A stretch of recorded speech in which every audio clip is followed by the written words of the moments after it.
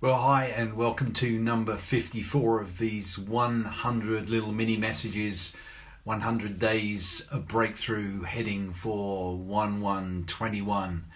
When we're not going to hit ground zero, we're just going to rise up from there. And we're just doing a little mini series based around really the tagline of my life, actually. He wastes nothing and he gets you ready. And yesterday we had a look at Paul, and today I want to have a look at Peter. We've had a look at Moses, the extraordinary story of how God wasted nothing of Moses's life and journey, and then Paul, and then Peter. Peter's a real beautiful one for me. You know, you've got two or three major events there in Peter's life. Of course, he denied him. He denied Jesus, that 3 times denial.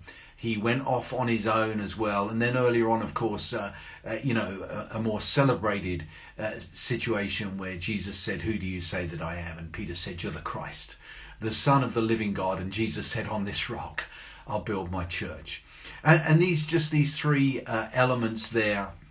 And then I want to take you forwards into Peter's epistles, because what we see is he wastes nothing and he gets you ready.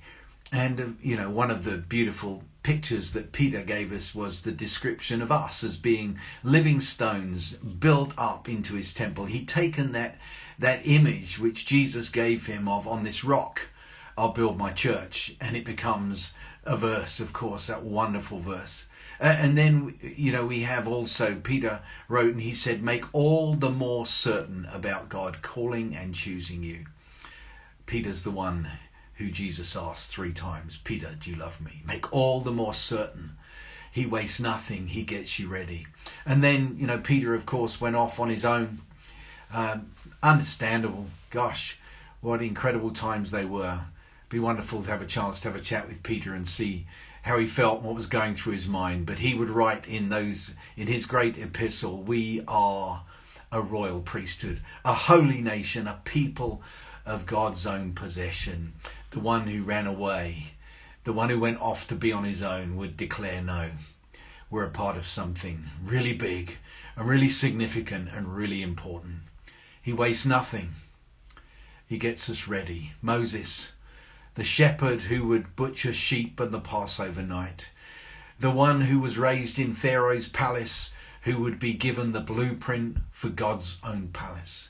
And Paul, the zealous one, so zealous that he murdered Christians, would have that zeal turned into zeal for the Lord, and zeal for God, and zeal for the gospel. And Peter, who denied Jesus, would say, "Make all the more certain of God calling and choosing you." He would say we're a part of something really big, a holy nation, a royal priesthood, a people of God's own possession. He would call us the living stones built together, because he was the one that Jesus said to, "On this rock, I'll build my church." What a great privilege it is for us. And I told you yesterday, the goal is not for you to believe my story or Peter's or Paul's necessarily, but to believe yours first. You believe your story. I want to tell you today, he wastes nothing. And he gets you ready. And your breakthrough is on the other side of believing your story. I bless you. I'll talk to you again soon. Bye for now.